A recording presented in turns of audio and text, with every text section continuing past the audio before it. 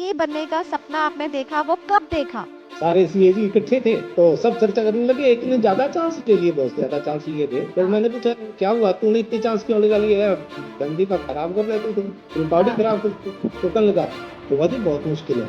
मैंने कहा है मुश्किल है, अगर मैं अभी करके दिखा देता हूँ। बैठा था तो जो कोऑर्डिनेटर थे कोर्स कर रहे थे वो आए, तो उन्होंने देखा तो गुड मॉर्निंग सर।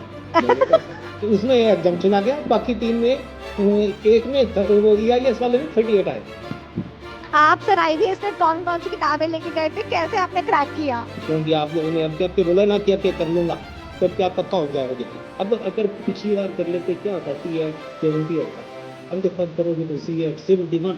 टाइम ही नहीं है, क्या करे, वक्त ही नहीं मिलता। सर आपका शेड्यूल कैसे रहता था एंड आप बच्चों को कैसे बोलेंगे कि क्या ऐसे शेड्यूल टाइम कैसे निकालते हैं सर? जैसे वो कहते हैं कि ज्ञान जगह जगह पढ़ाई लेने वाला चाहिए, बिल्कुल तो बिल्कुल बिल्कुल। वो डायलॉग मेरे को बहुत बढ़िया लगा। मैंने शायद वो लास्ट फिल्म देखी, उसके बाद फिल्म भी नहीं देखी मैंने। तो सर आपने कोई अपने पढ़ाई के दौरान सिर्फ अपने आप लिखकर प्रैक्टिस करी थी या कोई टेस्ट वगैरह भी दिए थे, कुछ ऐसा भी था? कि एक ये सोशल मीडिया बिल्कुल छोड़ना पड़ेगा।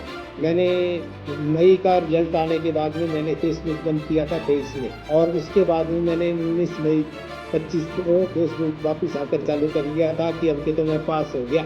तो जिस सब्जेक्ट में आपके सीए इंटर में आप रह गए थे EIS मैं उसी की फैकल्टी हूँ। हम होंगे कामयाब एक दिन। एक दिन नहीं, इसी बार। Hello, good morning, good afternoon and good evening. जी हाँ, स्वागत है आपका हमारे इस पॉडकास्ट में। सभी बच्चे, सभी के सभी स्टूडेंट्स, सभी लोग जो आज इस पॉडकास्ट में आ ही गए हैं, तो गाइस सुनते चलिए हमारे साथ आज गेस्ट के तौर पर कौन है। हमारे सामने बैठे हैं तारा सर। एंड मैं ये बोलूँगी कि मैं इनके बारे में शायद कभी जानती हूँ, बट आज दुनिया इनके बारे में इतना जानती है कि मैं क्या बताऊं। He is now a viral sensation in the CA industry. दुनिया में आपने ये तो जरूर देखा होगा कि एक बाप ने अपने बेटे को सीए बनाया, सीए बनाने का सपना दिखाया। पर जो हमारे सामने बैठे हैं, उनके उनको जो सीए बनाने का सपना है, उनके खुद के बेटे ने दिखाया। हमारे सामने तारा सर बैठे। तारा सर, मैं आपका तहे दिल से बहुत ज़्यादा शुक्रिया करती हूँ कि आपने टाइम निकाला एंड आपने मेरे को अग्री किया कि बच्चों के बेनिफिट के लिए आप एक पॉडकास्ट करेंगे जहाँ पर कि आप डिस्कस करेंगे कि हाँ, अगर आप कर सकते हैं, आपके चैलेंजेस को बच्चे समझेंगे, तो बच्चे जो आज की जनरेशन के थक हार गए हैं, मायूस हो गए हैं, so they can do it too. तो सर स्वागत करती हूँ मैं आपका। आपका बहुत बहुत धन्यवाद। जो आप मेरे को बच्चों से जुड़ने का मौका दे रहे हैं, तो बिल्कुल इसलिए सर। मैं आपका आभार एंड व्यक्त करता हूँ कि आप बच्चे मेरे से जुड़ेंगे, कुछ मुझ में से कुछ सीख सकें, तो ये मेरा सौभाग्य होगा कि बच्चे मेरे को देखकर, मेरी बातें सुनकर कुछ सीख सकें, अपनी जिंदगी में इम्प्लीमेंट कर सकें। तो ये मेरे को बहुत अच्छा लगेगा, मेरे को बहुत अच्छा फील है। बिल्कुल। गाइस, जितने भी सारे बच्चे हैं जो सीए का एग्जाम लिखने वाले हैं या लिख चुके हैं पर पास नहीं हो पाए हैं, तो हमारे पास में तारा सर हैं आप सभी को रेस्क्यू करने के लिए। अच्छा, बड़े बड़े लोग जो होते हैं ना तारा सर, जितने भी हमारे घर में बड़े बुजुर्ग हैं, मेरे पापा मम्मी हो गए, आप सबके मतलब जितने भी लोग बड़े बुजुर्ग होते हैं ना, सब लोग कहते हैं, बात करते हैं, मोटिवेट करते हैं वर्बली। बट सर आपने ना नहीं सिर्फ वर्बली मोटिवेट किया, आपने इस उम्र में करके दिखा दिया।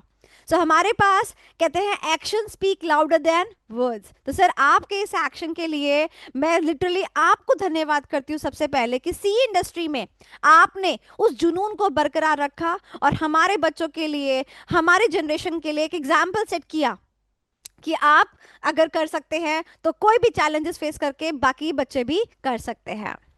सर मैं आपसे सबसे पहले एक चीज़ पूछना चाहूँगी कि जैसे कि मैंने आपको बिल्कुल स्टार्टिंग में बताया कि आपके बेटे ने, जो कि चार्टर्ड अकाउंटेंट है बाय प्रोफेशन, और आपकी फैमिली में और भी बहुत सारे लोग हैं सीए, आई गेस सो, तो आपको जो है जो सीए बनने का सपना आपने देखा, वो कब देखा? पहले कभी इच्छा तो रही थी, पर सर्कमस्टांसेस थे तो नहीं करी। और जब सीए ऑडिट पे आते थे तब भी थोड़ी इच्छा होती यार, मैं भी सीए करा होता तो टेबल के उस पर बैठा होता। जी जी जी जी। ये नई बात है, मैंने पहले किसी को नहीं की, इच्छा होती थी उसमें। पर फिर उसके बाद में मैं कमिटमेंट का बहुत पक्का हूँ। मैं जब रिटायर हुआ तब भी इच्छा हुई कर लूँ। एक दो जगह मैंने बोल भी दिया कि सब कहते कठिन है, तो मैंने कहा मैं भी कर सकता हूँ। पर मेरा कमिटमेंट था मेरे बेटर जॉब आपके के लिए। प्रति, जी बिल्कुल, बैंक जॉब, राइट। नहीं, उस रिटायरमेंट के बाद बेटर आपके प्रति कमिटमेंट था कि अभी आपको टाइम नहीं दिया पूरा, अभी 24 के 24 घंटे तेरे लिए हैं, और कम से कम मैं भी 21-22 घंटे उसके साथ बिताता था। पर वाओ। सर भगवान को मंजूर मैं नहीं था। आपको सर पॉज करूंगी यहाँ पे, और मैं आपको अप्रिशिएट करूंगी यहाँ पर कि गाइस देखिए, मतलब हम कहते हैं कि जो जीवन का बंधन है, जो जीवन का संगम है ना, वो सिर्फ ये हमारे 20s और 30s में देखने को मिलता है। बट मेरे सामने सर बैठे हैं जिन्होंने अपनी वाइफ के लिए समय बोला कि भाई आज से मेरे सारे 24 घंटे तेरे हो गए। तो सर अब मैं अप्रिशिएट करूंगी, and I really want to say from this platform कि जितने भी सारे लोग हैं ना, रिटायरमेंट के बाद, अपने काम से आने के बाद, जब भी फ्री हो, अपनी वाइफ्स को एंड अपने बच्चों को जरूर टाइम दे और जरूर प्यार दे बहुत सारा। सर मैं तो बहुत अच्छा, मेरे को तो सुन के बहुत ही अच्छा लगा। तो सर बताइए आगे, फिर उसके बाद आपने अपनी वाइफ को कमिटमेंट दी कि भाई मैं तो मेरे को आगे घुमाना चाहता हूँ एंड ऑल, फिर? तो जिस दिन मैंने उस दिन कहा कि मेरे साले के बेटे की शादी थी, वो भी सीए था। अच्छा तो अच्छा। वहाँ सारे सीए जी इकट्ठे थे। तो सब चर्चा करने लगे, एक ने ज्यादा चांस ले लिए, बहुत ज्यादा चांस लिए थे। तो हाँ मैंने पूछा क्या हुआ, तूने इतने चांस क्यों लगा लिए यार, फैमिली का खराब कर रहे तू तो, रिकॉर्ड ही हाँ। खराब कर दिया। तो कहने लगा तो बाजी बहुत मुश्किल है। मैंने कहा है मुश्किल है, अरे मैं अभी करके दिखा देता हूँ। तो मैंने कह दिया। तो उधर से बोली वो, अरे पंगा मत लो यार, फिर से किताबें पकड़ के बैठ जाओगे, मेरे को छोड़ दो। तो मैंने कहा नहीं करूंगा, नहीं करूंगा, तो फिक्र मत कर, नहीं करूंगा। तो नवंबर 24 आ गया, वो एक बहुत दुखद दिन था। तो चली गई। सब हम इकट्ठे हो गए, सबसे बहुत प्यार करती थी। हमारे पास नाती भी रहती थी, वो भी अभी चार्टर्ड अकाउंटेंट है। अच्छा तो वो हमारे पास ही रहती थी, क्योंकि दामाद जी का ट्रांसफर हो गया था, तो वो मुंबई मुंबई शिफ्ट हो गए थे, तो अच्छा। नाती अच्छा हमारे पास थी। तो वो यहीं से उसने इंटर किया था, यहीं वो आर्टिकलशिप कर रही थी काला एंड कंपनी में। अच्छा। तो अच्छा वो हमारे पास रह रही थी। तो वो नानू द ग्रेट, उसका तो एक ही वर्ड था जब भी मेरे से मिलती, Nanu the great, please share the power with me. तो वो मेरे को मानती थी, पता नहीं मेरे पास कोई पावर का खजाना है, मैं उसको पावर दे दूंगा। तो वो मानती थी मेरे नानू ग्रेट हैं, बहुत पावरफुल हैं, अगर ये सिर पे हाथ रख देंगे तो मेरे को पावर आ जाएगी। बहुत अच्छी अच्छी थ्योरी है, हमारे घर की बहुत अच्छी कहानी है। तो हम सब बैठे थे एक दिन, मैं उदास रहने लग गया, तो सब उस पे, और फिर भी मैंने किताबें तो उनकी उठा ही लेता था कि कोस्टिंग मेरा था कि कोस्टिंग आराम से पढ़ा दूंगा। एफ आर तो तब आई नहीं थी मेरे लिए, मैंने हम्म। पढ़ी नहीं थी। पर अकाउंट्स थे जो इंटर के, और वो मैं फाउंडेशन उनको वगैरह आराम जैसे से। 11th 12th वगैरह जो बच्चे ने जब करा हाँ होगा जी, तो ये इनकम टैक्स मेरे लिए कोई प्रॉब्लम नहीं थे कि किसी में बच्चों समझो। तो हाँ। एक दिन बैठे बैठे मैंने कहा यार, इनको इतना तो मैं किताबें पढ़ता हूँ, तो मैं भी एमकॉम कर लेता हूँ और उसके बाद पीएचडी कर लूंगा, तो 4-5 साल अपने बिजी हो जाऊंगा। तो अब बेटे ठहरे बनिए वो भी मेरे जैसे, कहते यार करना है तो कुछ बड़ा करो, कर लो, सीए कर लो। मैं क्या सीए, कहते आपने बोला भी था ना कर लो। तो वो आदेश जैसे बच्चे आदेश चलाते हैं। तो सबसे पहले नाती बोली कि नानू, मेरे ग्रेट नानू कुछ भी कर सकते हैं। तो पोती ने हामी मिलाई, मेरे दादू कुछ भी कर सकते हैं। तो छोटा बेटा बहुत शांत बैठा था। तो वो धीरे से मेरी तरफ देख के हाथ से इशारा करते कहता है, तो आप समझ रही आंखों और हाथ का इशारा। वो बिल्कुल ज्यादा मोटिवेटिव था रेदर देन मुंह से बोलने से। और बिल्कुल। उसको महसूस करता हूँ कि वो मेरे को कह रहे हैं आंखों से। तो मैंने कहा ठीक है भाई। तो इतने में बड़ा बड़ा लैपटॉप भी उठा लाया। तो मेरी मार्कशीट, बीकॉम की मार्कशीट भी वहीं पड़ी थी, मेट्रिकुलेट की मार्कशीट पड़ी थी, आधार कार्ड ऑलरेडी लैपटॉप में उसके सेव था। तो उसने तुरंत में लाके कहा, पता नहीं कितने का, इतने इतने का ओटीपी आया होगा, आपके पास ओटीपी दे दो, क्योंकि मेरे जो कहते हैं ना नेटवर्किंग के पासवर्ड भी दे रखे थे मैंने, क्योंकि मेरे को करना क्या है कि कर लिया करो भाई, कोई पैसा चाहिए तो। हाँ। वो कहते हैं आप तो फोन दो। मैंने कहा भाई फोन तो मैं रख रखा है, फोन आपको देता नहीं हूँ, क्योंकि आप तो सारा पैसा निकाल लोगे। ओटीपी दे दो। मतलब मतलब है छूट दे रखी है, बट मैं अपना दिमाग जरूर जरूर लिमिटेशंस। हाँ, हाँ।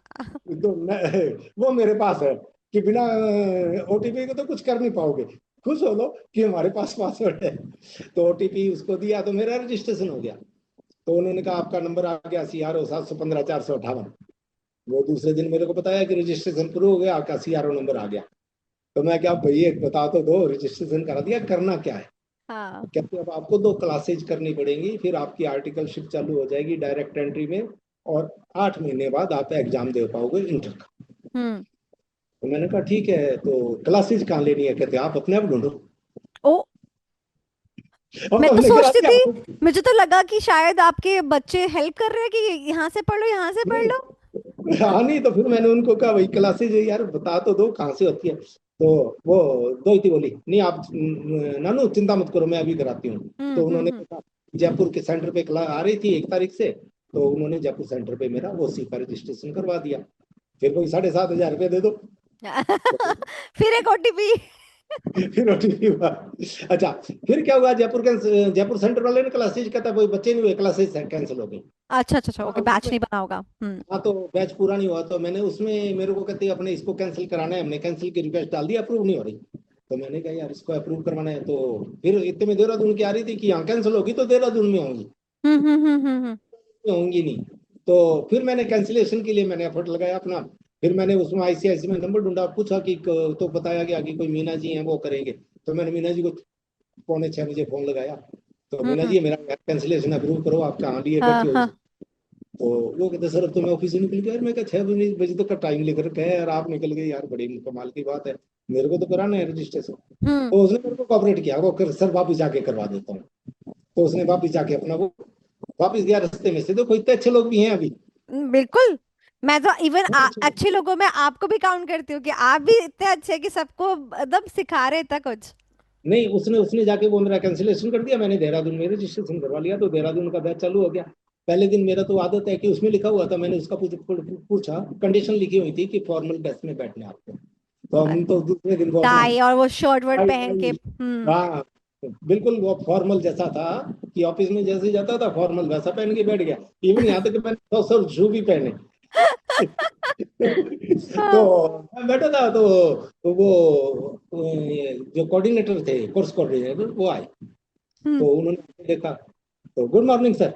मैंने कहा सर स्टूडेंट हूँ भाई, गुड मॉर्निंग सर नहीं, मैं तो गुड मॉर्निंग आपको बोल रहा था, आपने मुझसे जल्दी बोल दिया। हाँ। वो कहता है कि मैंने सोचा कि ऑब्जर्वर आए हैं आज, तो ऑब्जर्वर ने दिल्ली से लॉग इन कर लिया। ओ गॉड। वो क्लास बहुत अच्छे से हुई। क्लास में 2-3 सीनियर लोग भी थे, बाकी सब बच्चे थे मेरे पोते पोतियों के। तो क्लासेस बढ़िया से होगी उसी का। इन द मेन टाइम क्या है कि वो आईटीटी भी करना था, तो आईटीटी का कोई बैच नहीं था। तो मैंने वो अरविंद जी गुप्ता से कहा भैया आप ही बैच लॉन्च कर दो हमारे लिए, अब तो मेरे को जी, आइडिया आ गया। देहरादून ब्रांच पे वो है, राइट। मैंने कहा आप ही हमारे लिए लॉन्च कर दो। वो कहते अगर 18 ऊपर ही स्टूडेंट। लैब है उनके, नेक्स्ट ऊपर ही लैब है आईटीटी वाली, नीचे उसी का लेते हैं मेरे ख्याल से, ऊपर शायद आईटीटी का लेते हैं बैच। तो मैंने कहा आप बैच लॉन्च कर दो। कहते जी कम से कम 18 बच्चे होंगे तो लॉन्च करेंगे। मैं कह रहा 40 है, हम 40 में से 18 तो करने वाले होंगे। हाँ। तो कुछ लोग बताएं मेरे, तो यार ये कंटिन्यूस में प्रॉब्लम है। मेरा उसमें क्या लालच था कि 31 अगस्त को हम वो आईटीटी का हो जाता है पूरा, तो मैं मई दे पाऊंगा, अटेम्प्ट दे पाओगे। हम्म। मैं 22 दे पाऊंगा। नहीं तो हम्म। मेरे को फिर नवंबर 22 में शिफ्ट होना पड़ेगा। लालच था तो मेरे को आ गया ना, कि टाइम ज्यादा क्यों लगे। जी। तो मैंने फिर उसमें क्या कि मैंने कहा सर 2 मिनट ब्रेक दें, आप अपने क्लास के बीच में, चलती क्लास में मेरे को आप 15 मिनट दे दें, तो मैं हाँ। इनमें से क्या मैं 25 लोग तैयार कर लूंगा, इतना मेरे में। तो कुछ लोगों को मैंने पूछा, कुछ के नाम भी मैं याद करूं तो शायद आ जाएंगे, पर नाम का थोड़ा। तो एक जॉनसन थे, एक इंजीनियर थे कोई, और एक आशुमान सिंह थे। तो मैंने उनसे बात की, मैंने कहा यार कर लो ना आप भी, क्या करना तो है हमें, फिर कर लो रजिस्ट्रेशन कर लो। कहते ऑफिस होता है। मैं क्या यार, जैसे ही ओसी में ऑफिस में बैठे हो वैसे आईटी में ऑफिस में बैठ जाना। रही पास होने की बात अपने कर लेंगे सर से, क्योंकि एग्जाम भी ऑनलाइन ही होगा। जी। भाई उतना तो सीख लोगे ना, भी एक्सेल ही तो सीखना है, उतना तो कुछ हाँ। आपको आता होगा। एक्सेल के अलावा तो कुछ पूछेंगे नहीं। तो ऐसे कर करके हमारे कोई 15-16 बच्चे तैयार हो गए, तो उन्होंने बैच लॉन्च कर दिया। हमने उसी दिन 15-16 बच्चों ने रजिस्ट्रेशन करवा लिया। बच्चा बोल रहा हूँ अपने आप। मैं देख पा रही हूँ। तो हमने 15-16 बच्चों ने रजिस्ट्रेशन करवाया, तो हो गया हमारा रजिस्ट्रेशन हो गया। तो उसके बाद में तो वो बैच तो 3 दिन में ही फिल हो गया। ओ। तो वो कहते अरविंद जी कहने लगी यार ये तो इतना जल्दी फिल हुआ। मैं क्या, सब लोग चिल्ला रहे हैं बैच नहीं मिल रहा, बैच नहीं मिल रहा, आपने हमें उपकार किया है। तो हाँ। हमारा बैच भी हो गया, आईटीटी होगी। तो मैंने 1 अगस्त से, मैंने 31 जुलाई को वो शाम को उन्होंने हमें दे दिया, स्कोर कार्ड दे दिया और हमें सर्टिफिकेट मिल गया। तो मैंने 31 जुलाई को ही घर में थी आर्टिकलशिप वहां से कर ली, क्योंकि काम तो मैं पहले से कर रहा था आर्टिकल वाला। राइट। क्योंकि ऑफिस तो संभाल ही रहा था मैं हम्म। भाई। नवंबर 20 से पहले तो मैंने ऑफिस फुली मैं ही संभालता था ऑफिस। जो बेटे का यहाँ हमारा अच्छा ब्रांच अच्छा ऑफिस था, ब्रांच ऑफिस था जयपुर में, मेन ऑफिस हमारा बठिंडा में है। अच्छा अच्छा अच्छा अच्छा, ओके ओके। और मैं यहाँ ब्रांच ऑफिस में बैठ के संभालता था, बैंक ऑडिट सारी मैं ही करने जाता था। और, और बैंक जो ब्रांच, बैंक आपने जब आप जब बैंक में होंगे तो करवाते थे आप ऑडिट, और उसके बाद में आप अपने हाँ बेटे मैंने का करने जाते मैंने थे? 15 से हमारी फर्म को जितनी भी बैंक ऑडिट आई, हमारे पास स्टेट बैंक ऑफ हैदराबाद आया, स्टेट बैंक अच्छा ऑफ अच्छा। इंडिया आया, उसके बाद स्टेट बैंक ऑफ इंडिया के बाद पीएनबी आया। ओके। तो आप इसकी इसमें पैरवी मैंने पे साउथ रहे? इसमें मैंने क्या हुआ कि ये जो तेलंगाना, आंध्र प्रदेश हम्म और हम्म नॉर्थ ईस्ट और पंजाब, हम्म। ये स्टेट मैंने यहाँ की बैंक ऑफ ब्रांचेस इंडिया। आपको ने देखी? हाँ यहाँ की मिली हमें, पीएनबी की हमें नॉर्थ ईस्ट मिला, हाँ। और पटियाला में ये इंडिया में पंजाब मिला, और हैदराबाद में हमें तेलंगाना मिला। ठीक तो है। वो मैंने 3 स्टेट भी घूम लिए अच्छे से, और ऑडिट भी कर ली। उसके बाद में क्या हुआ कि मई आ गया, तो मई में अब इंटर में क्या किया, पहले पहले अटेम्प्ट में क्या किया कि वो ईआईएस एक था सब्जेक्ट। जी बताइए, ईआईएस के लिए कुछ कहना चाहेंगे आप तो? वो वो क्या हुआ कि पहला ग्रुप हो गया, तो दूसरे में क्या, 5वां सब्जेक्ट शायद पोस्टिंग था शायद कॉस्टिंग यहाँ, की कॉस्टिंग, सर मैं आपको बताती हूँ, एडवांस अकाउंट था। एडवांस एड अकाउंटेंसी था, जी, एडवांस था। उसमें एडवांस अकाउंट। एग्जाम्पशन आ गया, हाँ। उसमें एग्जाम्पशन आ गया। एफएम और और इको बाकी था, और ईआईएस और एसएम था, और ऑडिट था। नहीं, तो वो तो हो गया। अब कि बाकी उसमें एग्जाम्पशन आ गया, बाकी तीन में एक में वो ईआईएस वाले में 38 आए, और बाकी दोनों में 50-50 थे। अब बताओ, फर्स्ट टाइम मेरा उसने रटने वाले ने खराब किया। तो फिर वो 3 पेपर देने थे, मैंने वो नेक्स्ट में 3 पेपर मैंने क्लियर कर लिए, तो मेरा इंटर हो गया। और पोती का इंटर मेरा पहले हो गया, पोती मेरे साथ गई थी। पोती ने एक मेरे को फार्मूला, मैंने कहा बेटा ये इंटर ये जो है ईआईएस नहीं हुआ, गड़बड़ हो गया ना ये तो। कहती दादू आपको एक फार्मूला बताती हूँ, मैं लोगों को भी बताता हूँ। कहता ईआईएस के लिए मधुमक्खी बनो आप। हम्म। मधुमक्खी जैसे एक एक फूल से थोड़ा थोड़ा चुनती है, और उससे जाके अपना शहद का छत्ता भर लेती है। तो ये इसमें आप ऐसा क्यों नहीं करते कि मेरे को 1 नंबर यहाँ से मिल जाएगा, 1 नंबर यहाँ से मिल जाएगा, अपने 50 हो जाएंगे। उसने वो फॉर्मूला बताया, मैंने कहा यार ये ऐसे ही करना पड़ेगा। धीरे धीरे मैंने उसको क्या किया, केवल ये ऐसे ही करना है ना, बाकी तो टैक्सेशन तो पहले में हो गया था, दूसरे में वो 2 सब्जेक्ट थे वो मेरे को ईआईएस एंड उतना ज्यादा। एसएम जी। हाँ उनमें मेरे को ज्यादा नहीं था कि उसमें कुछ था, पर उसमें रटना बहुत था, तो वो मैंने रटा उसको। फिर उसको हार्डवेयर भी नहीं पता था, सॉफ्टवेयर का भी क्या नाम है कभी। अच्छा सॉफ्टवेयर के तो फिर भी पता थे, हार्डवेयर वाला तो बिल्कुल कोई याद ही नहीं होता बिल्कुल था। नहीं हो रहा होगा, राइट। मदरबोर्ड, रैम, रैम के पार्ट्स। हाँ वो उसका उसका कुछ नहीं होता था, तो चलो जी वो भी हो ही गया। पर उसमें मजेदार बात बता दूं कि उसमें 60 नंबर आई, फिर मैंने उसको अगर ढंग से पढ़ा तो। एग्जाम्शन! हाँ उसमें बहादुर जी छा गए। उसमें भी 60 आ गए, तो मैंने कहा यार कर तो आराम से सकता हूँ। और वो हो गया, तो उसके बाद फाइनल देना था, तो ऑफिस तो पूरा टाइम देना ही पड़ता था। हम्म। तो ऑफिस में तो आपने अभी आज भी देखा कि अभी हम जी पॉडकास्ट में हाँ, डिस्कशन, राइट। भाई, हम्म। क्लाइंट को तो देखो आपको टाइम देना ही पड़ेगा, क्लाइंट आ बिल्कुल। गया तो। और हम्म। क्लाइंट का अपने प्रोफेशन में भी ऐसा लगता है कि कोई टाइम नहीं है, कि जब उसको टाइम होगा ना वो अपने बुलाने से नहीं आएगा। जब अपने हाँ, टाइम, हमें उसके हिसाब से चलना पड़ता है, हाँ अब जी। उसके हिसाब से हमें चलना पड़ेगा कि अगला आ गया तो उसको टाइम देना है कि। तो वो चलता रहा, बीच बीच में मैं तो बैठा बैठा भी पढ़ लेता था। मैं तो सोता हुआ भी पढ़ लेता हूँ, मतलब आप ये मान लो कि कोई मैंने इंस्टीट्यूट की क्लासेस चला लेता था। अच्छा अच्छा अच्छा और अच्छा। इंस्टीट्यूट की क्लासेस चला लेता, चलती रहेगी, सुनता रहूंगा, कुछ ना कुछ तो दिमाग में घुसेगा ही। तो हम्म। उसके बाद में फाइनल वाली मैंने तैयारी अच्छे से करी, तो पर मैंने 2 अटेम्प्ट दिए 24 के, दोनों में पास नहीं हो पाया। अच्छा। दोनों में पास नहीं हुआ, उसके कुछ विशेष कारण रहे। ये नहीं था कि मेरे को आता नहीं था, पर ये हम्म। था कि जो May 24 था, उसमें तो क्या था कि कुछ फैमिली प्रॉब्लम्स थी, उसमें जी। दिमाग बहुत चल रहता था। मैंने हम्म बहुत हिम्मत के पेपर देने की कोशिश की, पर नहीं हुआ, ना कोई एग्जाम्पशन आया। हम्म। तो मैं थोड़ा उदास हुआ, तो पोती ने कहा कुछ नहीं होता, क्या है क्यों उदास होते हो। बाहर तो है, मई के बाद फिर नवंबर आएगा। हाँ, नहीं कहते आपका कुछ बिखर गया क्या। मैंने हाँ मेरा बिखर क्या गया, नवंबर में दे लेना। तो हाँ। नवंबर आया, नवंबर में तो और भी गड़बड़ होगी, फ्रोजन शोल्डर हो गया यार। पहले लेफ्ट वाला था चल रहा था, राइट में हो गया, बिल्कुल हाथ उठा भी नहीं पाता था। दर्द तो होता है मैंने पीछे कहा करते वक्त भी। आप पीछे करते वक्त नहीं, उसको टेबल पे रखते वक्त भी दर्द होता तब था, भी ऐसे दर्द हो रहा है। ऐसे पकड़ के रखना पड़ता था मेरे को लिखने के लिए। अरे और अरे फिर अरे। वो मैं पूरे पेपर नहीं लिख पाया, जिस आते हुए सब्जेक्ट में भी मैं फेल हुआ, क्योंकि 2 घंटे से ज्यादा मैं लिख ही नहीं पाया। और ये सीए है, सीए की परीक्षा है भैया, 3 घंटे पूरा पूरा 100% पेपर अटेम्प्ट करेंगे, जी। कि अगर इसमें से हम 70% 80% सोचते हैं। अरे मैंने एक दिन एक वीडियो सुना, पता नहीं कौन थे, मैंने तो ऐसे ही चलते चलते आया तो वो चालू हो गया। अरे यार पास होना है अपने को, कौन सा मेरिट में आना है, तो आप ऐसा करो 80 नंबर का करके आओगे, अपने 50 नंबर लाने का टारगेट। मैं कह यार क्या दिख भ्रमित कर रहा है ये बच्चों को, ये बच्चों हम्म। को बता रहा है, ये पढ़ा नहीं रहा। कि यार बिल्कुल बच्चा 80 नंबर का पास करके आए, सोए सोचे कि मैं पास हो जाऊंगा, नहीं हो नहीं हो सकता। सकता। आप टारगेट 80 नहीं को हो करोगे तो कभी भी आप पास होने का सकता। टेंशन। हाँ। भाई आप अगर ये सिलेक्टिव करोगे हाँ। कि अगर आप ये जिसने ये खोल लिया ना सेक्शन वाइज वेटेज, और उसको ज्यादा पढ़ लिया, उसके पास होने के मेरे को लगता है कि संभावनाएं कम है। बिल्कुल। और सी का पेपर सर कहीं से भी कैसा भी क्वेश्चन आ सकता है। किसी क्वेश्चन चैप्टर को ज्यादा वेटेज दे सकते हैं, तो ऐसा कुछ है नहीं। आपको सारा नहीं, पढ़ना चाहिए।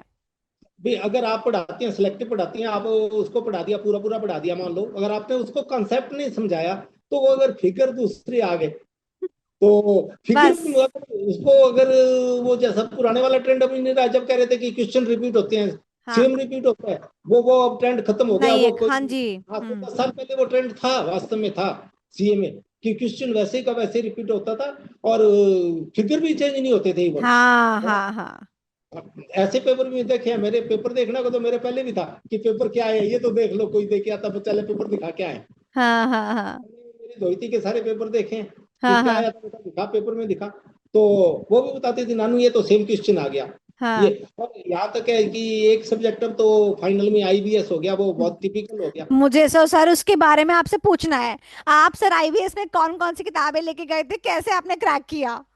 तो आईबीएस का मैं आपको, तो पहले तो क्या होता था, एक सब्जेक्ट का था, और उसमें से 15, उसमें 50 केस स्टडी थी लगभग, इससे ज्यादा नहीं थी, और उसमें से एज इट इज दो तो आती आती थी। अच्छा अच्छा अच्छा। और पहले मतलब जो आईबीएस होने से पहले, तो इलेक्टिव उसमें वाला जो से होता था। हाँ इलेक्टिव वाला, उसमें तो लगभग बच्चों का एग्जाम्पशन आ जाता था कि दो तो सेम की वैसे की वैसे नकल करनी है, तो हाँ 10 नंबर तो आप कहीं से ले आओगे ना।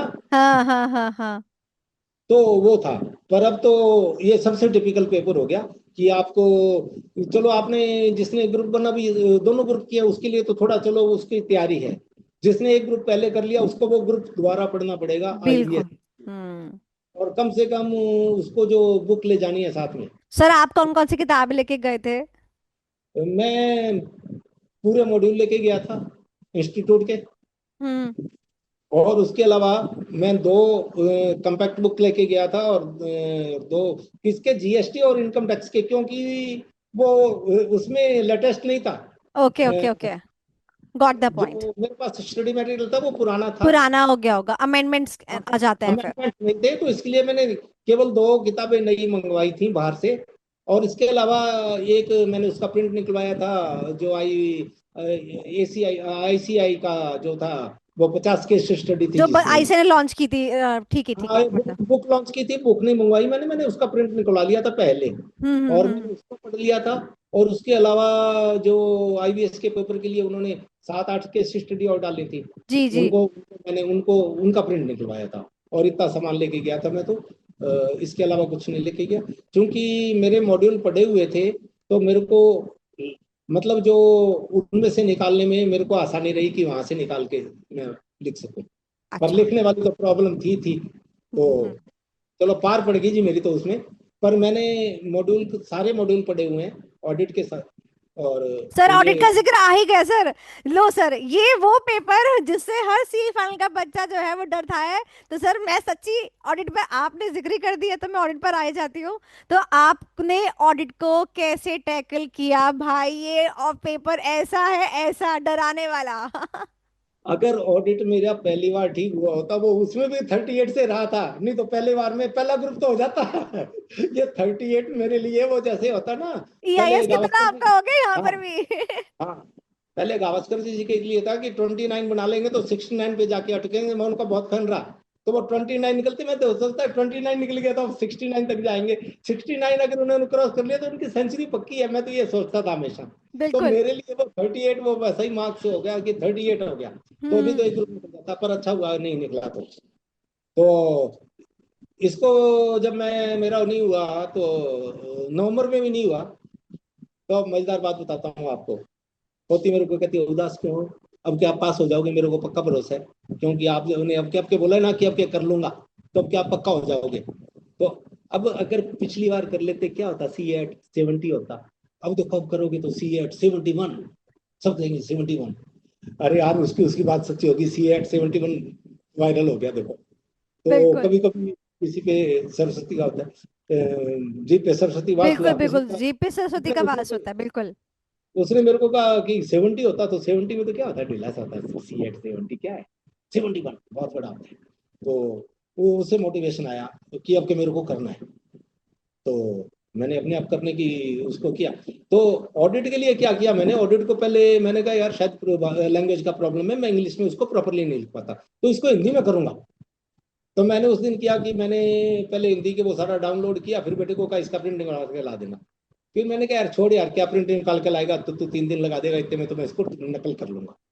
मैंने उसको पूरी हिंदी में कॉपी करना तो चालू कर आपने दिया। इंग्लिश में जो हमारा ऐसे वाला मॉड्यूल है ऑडिट का, उसको हिंदी में लिख दिया अपने आप से पूरा? नहीं नहीं, हिंदी में है, अवेलेबल है ना हिंदी में। ओके, जो आपने वेबसाइट मॉड्यूल था उसी को ही आपने अपने अपने हाथों से। वेबसाइट पे हिंदी में अवेलेबल है, हिंदी मीडियम की भी स्टडी मटेरियल अवेलेबल है ना सभी का। तो हम्म। मैंने एक थ्योरी पेपर ये था, एक 30 नंबर का थ्योरी उसमें आता है ऐप में। तो उसकी भी थ्योरी सारी मैंने उसकी लिखाई है, थ्योरी क्वेश्चन उसके वो भी सारे मैंने हिंदी में लिखे। अच्छा। पर जब मैंने देखा कि हिंदी में समझ तो रहा हूँ, पर हिंदी के शब्द तो और भी ज्यादा डिफिकल्ट हैं लिखना।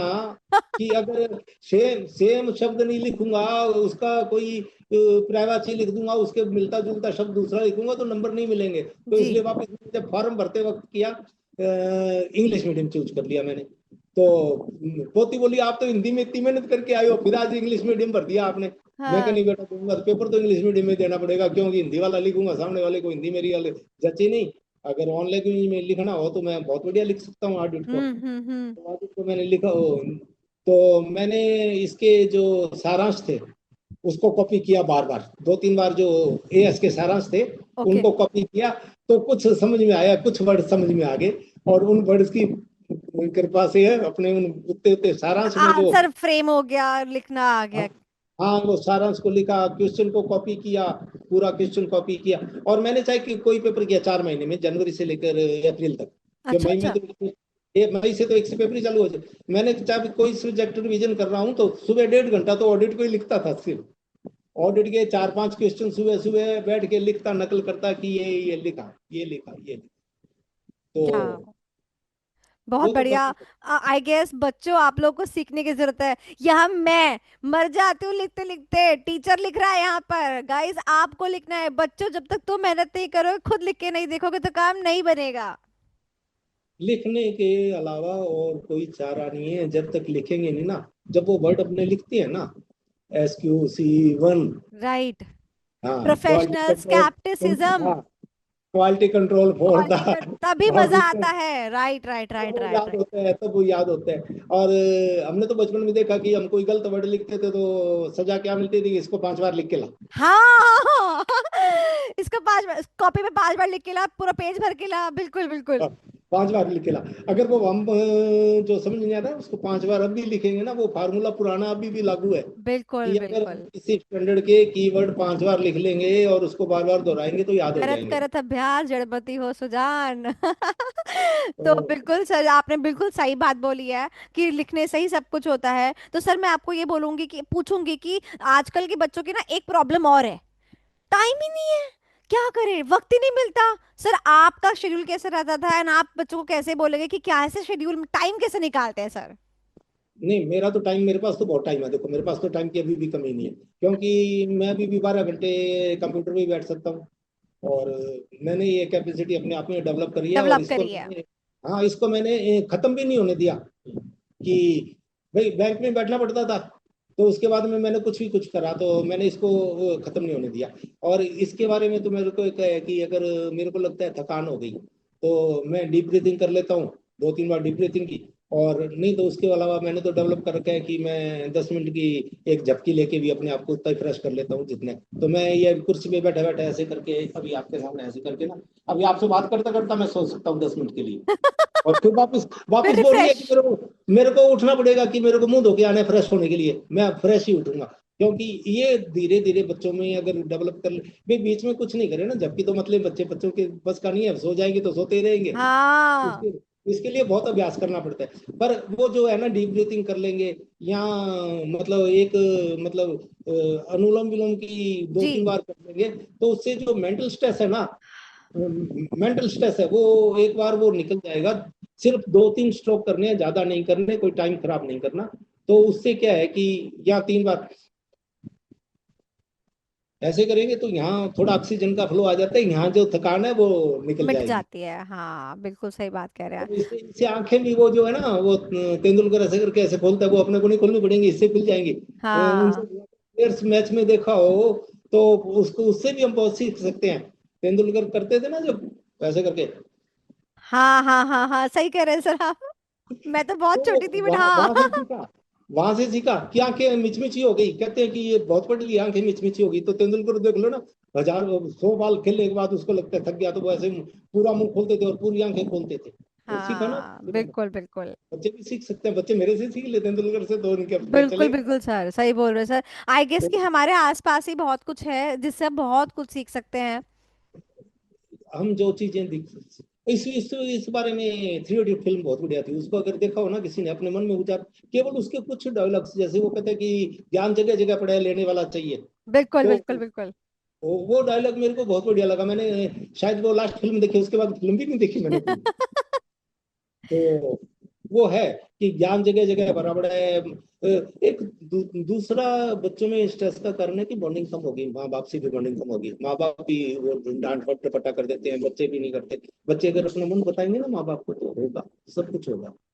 बिल्कुल सही कह रहे हैं सर। मैं आपसे एक सवाल ये पूछना चाहूंगी कि अगर मैं आपकी उम्र को देखूं, आपकी उम्र में आपके पास रिस्पॉन्सिबिलिटी होगी, किसी की शादी करनी होगी, तो किसी की और किसी की आपके पास रिस्पॉन्सिबिलिटी होगी, एंड साथ में आपके साथ के घर में बहुत बहुत लोग होंगे जो ये सोच रहे होंगे यार इस उम्र में ये बंदा पढ़ने की बात कर रहा है, सी के एग्जाम को लिखने की बात कर रहा है, भाई अपने घर की रिस्पॉन्सिबिलिटी निभा ले। सो ऐसी चीजें आपने सुनी होंगी कहीं ना कहीं। तो आप जो है, आपने अपना काम तो किया, उनको जवाब तो दिया, बट आपको उस टाइम क्या परेशानी महसूस होती थी और क्या आप उससे कैसे डील करते थे? जब तक नौकरी में थे, रिटायरमेंट से पहले, तब तक तो एक बहाना था कि छुट्टी नहीं मिलती। उसके बाद तो ये बहाना भी खत्म हो गया कि जाने को, अब तो जी। रिटायर हो गया, अब तो आ जाओ, क्या हाँ करूं। हाँ। तो वो बहाना भी नहीं चलता था, तो वो भी निभाना पड़ता था। और टाइम तो है कि टाइम तो आपको मैनेज करना पड़ेगा। टाइम तो सबके पास 24 घंटे है, किसी के पास 26 नहीं है, तो 24 घंटे में निकालना पड़ेगा। तो बच्चों के ये एक्सक्यूज है कि टाइम नहीं है, कि टाइम तो बहुत है, पर उसको डिवाइड करना पड़ेगा कि इस टाइम मेरे को स्टडी करना है, इस टाइम मेरे को ये करना है। ये नहीं है कि एक दिन तो वो छुट्टी वाले दिन तो मान लो संडे को घर बैठे हैं, 10 घंटे पढ़ लिए, दूसरे दिन 1 घंटा ही नहीं पढ़े। अगर आपको रोज के 2 घंटे भी मिलते हैं तो आप 2 घंटे रोज पढ़ो।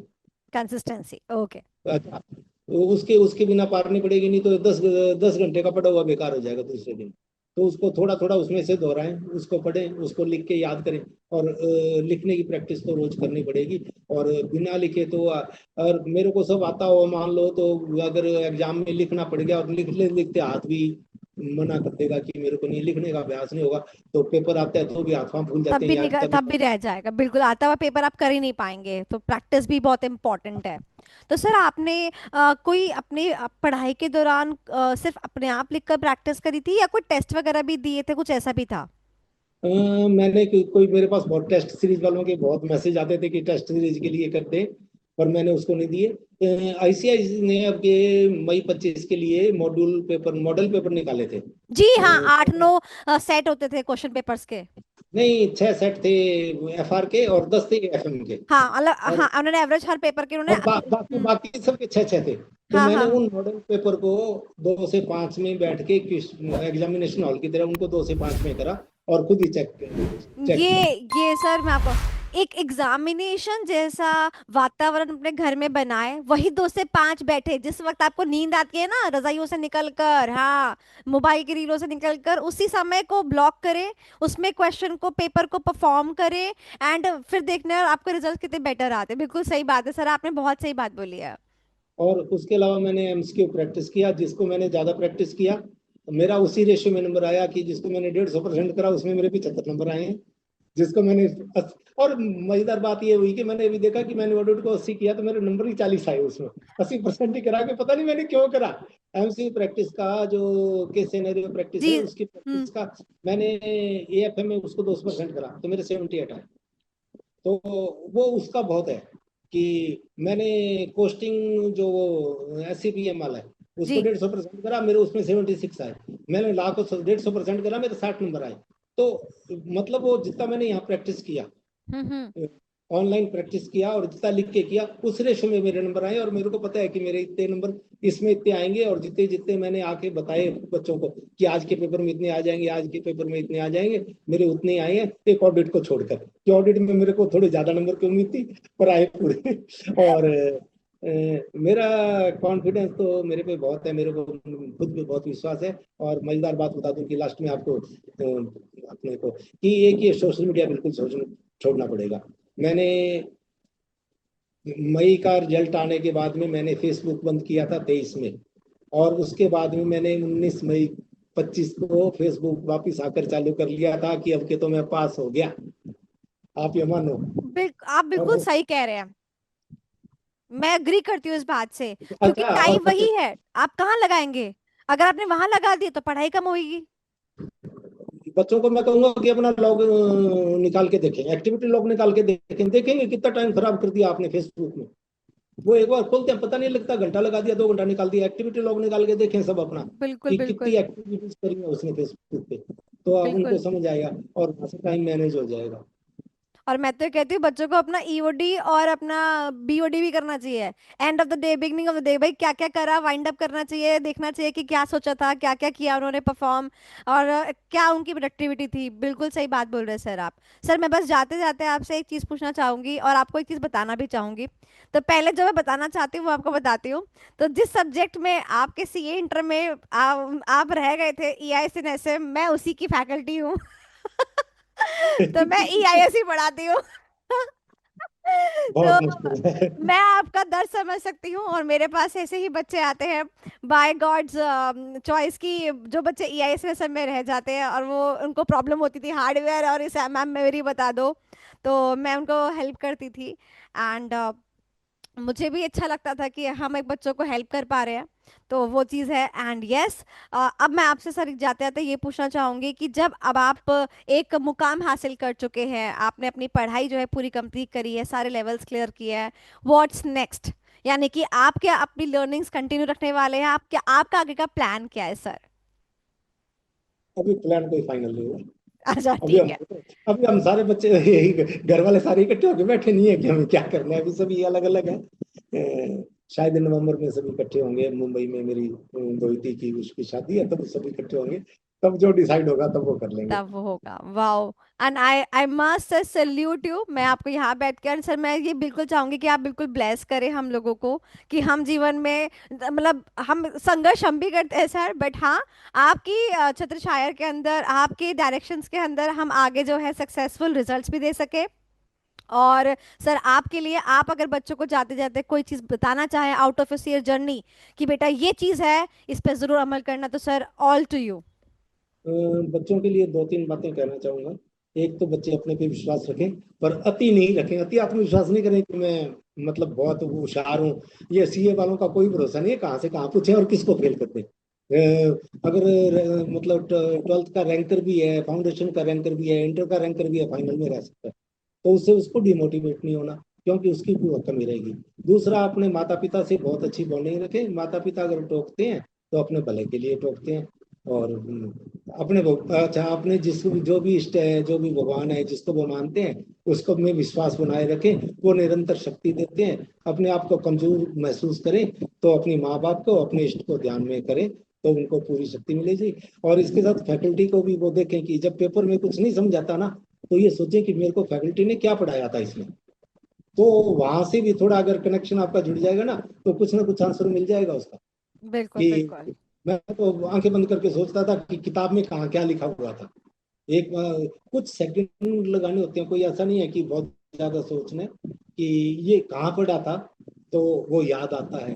वो अब चूंकि मैं तो थोड़ा एज का हो गया कि फाइलें खुलने में देर लगती है, और आप तो एनर्जेटिक हैं, बच्चे एनर्जेटिक होते हैं, उनकी फाइलें बिल्कुल। जल्दी खुल जाती हैं। पुराने कंप्यूटर है ना, उनमें फाइलें हाँ स्लो स्लो धीरे धीरे खुलती हैं, उसमें तो सर, स्पीड उनकी भी कम रैम थी। कम होती अब तो है। मेरे को पता, रैम रैम भी कम थी। अब तो मेरे को ध्यान है कि रैम भी कम थी, हार्ड डिस्क का भी स्पेस रुका हुआ है ज्यादा। तो वो अब तो ज्यादा रैम वाले आ गए। अब तो 16 GB, 32 GB, 64 GB रैम आ गई। हमारे टाइम में तो रैम थी जो MB में, क्या हमारे तो वो KB में ही है रैम। राइट। कितना अच्छा लग रहा है मुझे ऐसे आपसे बात करके, ओ गॉड। तो मैं आपको सर मैं आपको सर बता देना चाहती हूँ दैट मेरे जीवन में so far I am now 34 years old. मैं 34 years की हूँ, एंड मेरे जीवन में मेरे पापा हैं, जो कि मतलब obviously he is also 65 around. ठीक है, एंड अब आप मुझे मिले हैं। मैं आपको अपने पापा के बारे में बताती हूँ। मेरे पापा ने जो है 88 में क्वालिफाई किया था चार्टर्ड अकाउंटेंट्स का कोर्स, एंड वो आज प्रैक्टिस में है। एंड मैं आपको बताती हूँ कि उन्होंने जस्ट अभी लास्ट ईयर ही अपनी लॉ की डिग्री कंप्लीट करी है। वेरी तो गुड। जैसे आपने मुझे बताया ना, फ्रोजन शोल्डर, एग्जाम हॉल में सर गर्मी हो रही है, मेरे पापा डायबिटिक हैं, बीपी का प्रॉब्लम है, पसीना बड़ा जल्दी आता है, मोटापा है, दवाइयाँ चल रही हैं, तो एग्जाम हॉल में जाने और आने का बड़ा प्रॉब्लम, कैसे कैसे चीज़ें करें, वो सारी चीज़ें मैं देखती थी कि पापा कैसे कर रहे हैं। नाउ आप मेरी लाइफ के सेकंड वो इंसान हैं जो कि इस एज में है, और आपके अंदर वही सेम जुनून था, जुनून है, जो मेरे फादर के अंदर था। एंड उन्होंने जो बेसिकली सीए करी, आगे बहुत सारी डिग्रीज वगैरह ली, एंड लॉ जो है, मतलब इस उम्र में भी लोग सोचते हैं कि मैं ये कर दूं, मैं वो कर दूं, घर की बातें इधर उधर लेन देन, बट नहीं, हमें पढ़ाई करनी है, प्रोडक्टिव चीजें करनी है। और भगवान के प्रति, भगवान गीता, शिव जी के, मेरे पापा शिव जी के बहुत बड़े भक्त हैं, शिव जी के बारे में पढ़ना है। एंड हमारे जो है 12 ज्योतिर्लिंग हो चुके हैं, 9 देवियां हमारी हो चुकी हैं। ओके, एंड हम जैन हैं, तो जैन कल्चर से भी हम जुड़े हुए हैं, तो किसी को मायूस भी नहीं करा, बट यस, हमेशा एक जुनून रखा कि नहीं, मैं करूंगा। और जो सर आपने ये मीडियम की बात बताई, इंग्लिश और हिंदी मीडियम की, बिल्कुल मेरे पापा हिंदी मीडियम से पढ़े हुए, और फिर सीए हिंदी हिंदी की जगह इंग्लिश मीडियम से करी। बहुत बड़ी तकलीफ थी, और फिर हम लोगों को इंग्लिश मीडियम में ही पढ़ाया, और उसके बाद लॉ भी इंग्लिश मीडियम से लेकर आए। तो सर आप जैसे लोग, मेरे पेरेंट्स, मेरे पापा और ये आप, बहुत बहुत इंस्पायरिंग है सर। ये सारा कुछ आपने बताया ना, ये भी सारा मेरे साथ भी है। सब चीजों की गोलियां मैं भी खाता हूँ। जी ओवरवेट सर। भी हूँ। खाने के साथ में तो पहले ये पता होता है कि दवाई हमारी देनी है उनको, ये बीपी की है, ये शुगर की है, ये ऐसी है, ये ऐसी है। खाना तो बाद में खाएंगे, पहले दवाई खानी बिल्कुल, पड़ेगी। दवाइयों की डिब्बे फिक्स होती हैं। तो सर मेरे को लगता है कि शायद हम लोग बहुत एक्सक्यूजेस देते हैं कि ये पापा टाइम नहीं मिलता, ये हेल्थ है, पापा सर दर्द हो रहा है, बट आई गेस कि आप लोग इंस्पिरेशन है। इतने दर्द, हेल्थ कंडीशंस होने के बावजूद भी आप लोग जो है डटे रहते हो और करने का जुनून रखते हो। तो thank you so much sir, आपने अपनी बहुत सारी चीजें शेयर करी है, एंड आई बिलीव कि हमारे जितने भी व्यूअर्स हैं उनको इस पॉडकास्ट को देख के ना मोटिवेशन भर भर के मिल गया होगा, है ना। एंड व्यूअर्स, आपने नीचे कमेंट करना है। कोई भी क्वेश्चन अगर आपका है तो तारा जी आपको बिल्कुल सपोर्ट करने के लिए रेडी है, हमारी टीम आपको सपोर्ट करने के लिए रेडी है। मैं आपको बता देना चाहती हूँ बेटा, जुनून आपके अंदर होना चाहिए, हार्डवर्क करने की बात आपके अंदर होनी चाहिए। हम फैकल्टीज, आईसीएआई, बाकी बड़े लोग आपको मदद कर सकते हैं, सपोर्ट कर सकते हैं, बट करना आप नहीं है। थोड़ा मैंने भी एक चैनल, बेटा कह रहे आपका बिल्कुल चैनल बना रहा हूँ, बनाया है कि आप थोड़े मोटिवेशन वाले लेक्चर लेक्चर डालें। तो मेरे पास अभी इंफ्रास्ट्रक्चर तो नहीं है, पर बनाया है। तो उसपे एक दो डाले भी हैं वीडियो मैंने। तो उसपे ठीक है। कुछ ना कुछ कनेक्ट कनेक्ट होने की कोशिश करता रहूंगा बच्चों से। और बच्चों को कुछ ना कुछ निश्चित रूप से मिलेगा, क्योंकि इंडिविजुअली मेरे लिए पॉसिबल नहीं है कि बहुत सारे बिल्कुल लोग बिल्कुल बिल्कुल। तो आप, इंडिविजुअली किसी से, हर आदमी से बात करना नहीं पॉसिबल नहीं है। पॉसिबल होता बिल्कुल। तो इसीलिए बच्चों लोग, आप इनके यूट्यूब चैनल पे जा सकते हैं, इनका यूट्यूब चैनल जो है मैं नीचे डिस्क्रिप्शन में दूंगी, आप उनको उसको सब्सक्राइब कर सकते हैं। तारा जी जो है आपके लिए motivational and even strategy videos, जैसे आपको हेल्प चाहिए होगा, आप उनके चैनल पे जाके कमेंट वगैरह कर सकते हैं, इस वीडियो के नीचे कमेंट कर सकते हैं। वो डेफिनेटली बिल्कुल अपने पोती पोते की तरह, नाते नातियों की तरह, बच्चों की तरह आपको बिल्कुल सपोर्ट करेंगे, क्योंकि हमारे इंडियन कल्चर में है ही क्या, बड़ों का डायरेक्शन और हमारे एफर्ट्स, और दोनों मिलकर क्या बन जाता है, success. So thank you so much everyone, and God bless you all. And sir जी आपका बहुत बहुत शुक्रिया। आई बिलीव कि हमारे पास बड़े हैं भगवान के रूप में, जो हमें से डायरेक्शन दे रहे हैं। हम एक दिन पक्का सफल होंगे, हम होंगे कामयाब एक दिन। एक दिन नहीं, इसी बार। बिल्कुल इसी बार। हाँ, जो बच्चे हैं इसी बार कामयाब होंगे, उनको अगली बार दोबारा नहीं पढ़ाना उन बच्चों को, बिल्कुल बिल्कुल जी इसी सर। बार कामयाब होंगे बच्चे। धन्यवाद।